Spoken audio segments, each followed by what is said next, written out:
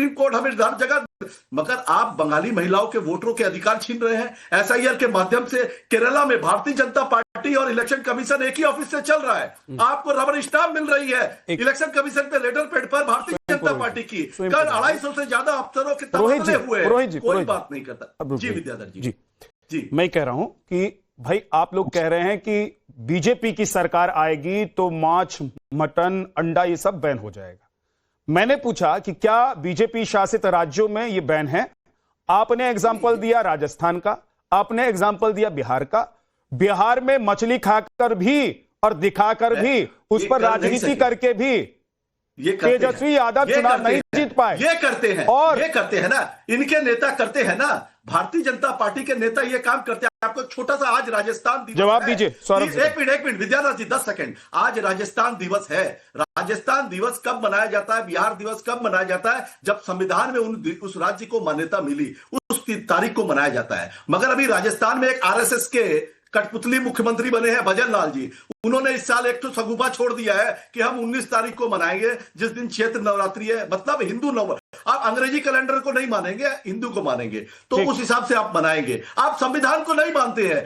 आपको जो नेहरू ने किया है उसको बदलना है, नाम ठीक है सर अब रुक जाइए ना, रुक जाइए पुरोहित जी, रुक जाइए ना, बहुत लंबा हो गया। लोगों को भ्रमित कर रहे हैं। जवाब दे लीजिए, जवाब सुन लीजिए। सौरभ सिकंदर जवाब दीजिए कि भाई क्या आप लोग की मंशा ऐसी रहती है कि जहां आपकी सरकार बन जाए वहां आप लोग नॉनवेज की दुकानों पर अटैक करेंगे, नॉनवेज की दुकानें बंद करवा देंगे, और इसीलिए दीदी को लग रहा है कि ये बंगाल का एक सेंटीमेंट है, उसको आसानी से भड़काया जा सकता है, उकसाया जा सकता है, उसका फायदा मिल सकता है?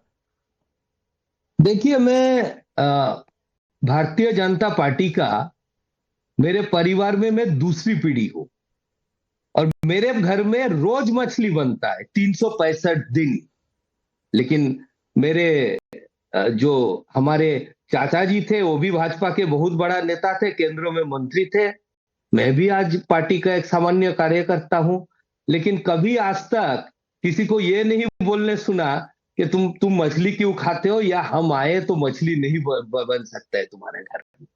ये देखिए, सरासर एक जब कोई मुद्दा नहीं होता है और ममता बनर्जी जी जितने प्रचार में लोगों के साथ जा रहा है, लोगों के पास जा रहा है, उसको जो एंटी इनकम्बेंसी का महसूस हो रहा है, इसीलिए आज ये सारे मुद्दे को भटकाने का कोशिश करता है।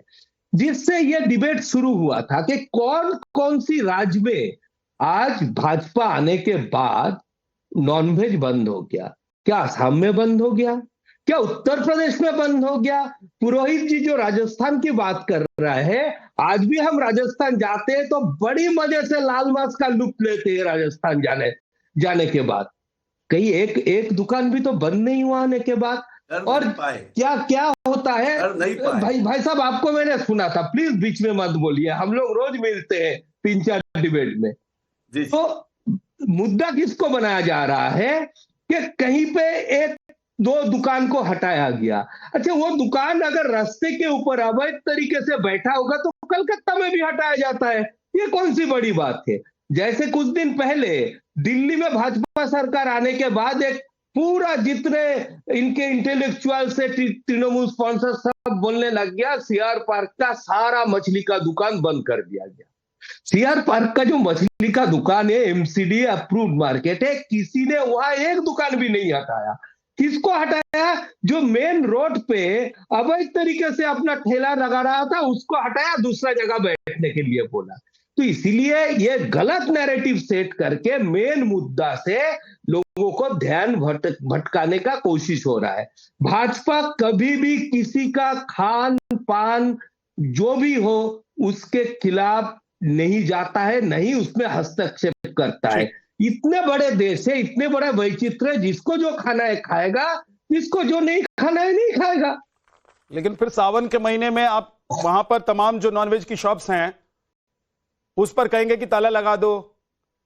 आप कहेंगे कि दुर्गा पूजा के दौरान पश्चिम बंगाल में नॉनवेज की दुकानों पर ताला लगा दो, क्योंकि दूसरे राज्यों में लोगों ने ये देखा है। इसीलिए दीदी को लगा होगा कि भाई एक तीर से 2 निशाना चल सकते हैं, एक तो सेंटीमेंट को हिट करेंगे और दूसरा इसी बहाने जो अल्पसंख्यक समुदाय है उसको याद दिलाएंगे कि धार्मिक अनुष्ठान और आप लोग जो खाते हैं नॉनवेज उस पर पहरा बिठा दिया जाएगा।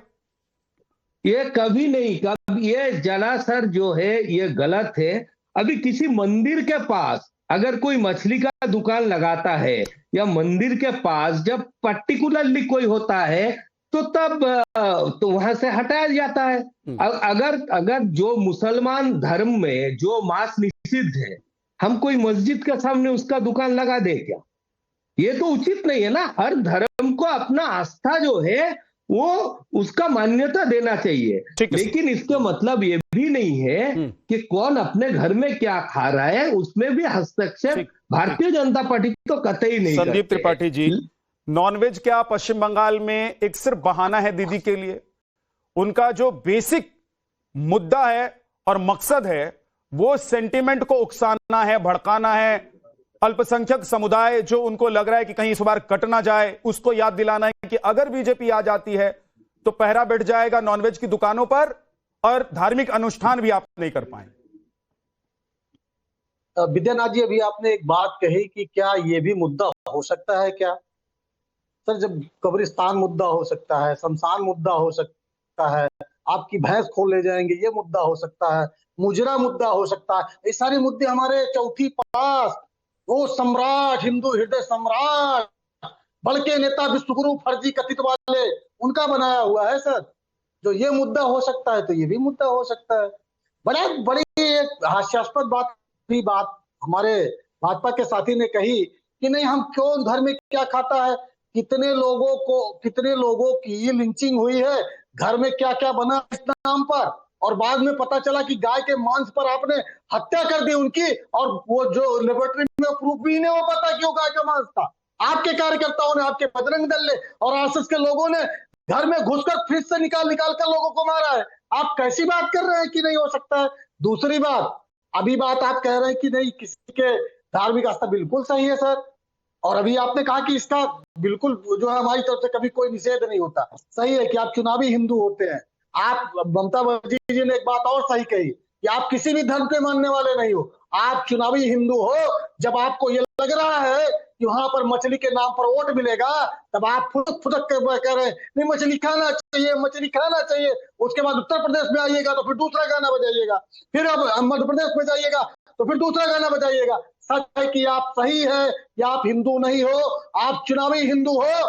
वो आप हजारों जगह, चाहे वो शंकराचार्य के अपमान हो, चाहे वो राम जी को बेचना हो, उनकी जमीनों का किस तरीके से आपके नेता दलाली करते हैं उसमें। अभी आपने उसको एक जो है महासचिव बना, महामंत्री बनाया आपने, जिसके ऊपर आरोप रहा कि उसने जमीन में दलाली की। तो ये आप जो है चुनावी हिंदू हो, ये बात एकदम फैक्ट है। अब रही बात दंगे की, भाई दंगा तो आपका इतिहास रहा है।